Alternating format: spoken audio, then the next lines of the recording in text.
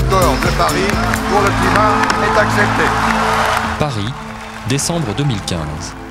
À l'issue de la COP21, 195 pays s'engagent à limiter la hausse des températures mondiales à 2 degrés par rapport au niveau pré-industriel. 6 ans après l'échec de la conférence de Copenhague, le succès diplomatique de l'accord est incontestable. Mais pour quels résultats concrets ? Comment transformer maintenant la feuille de route de Paris en plan d'action efficace ? La question reste ouverte.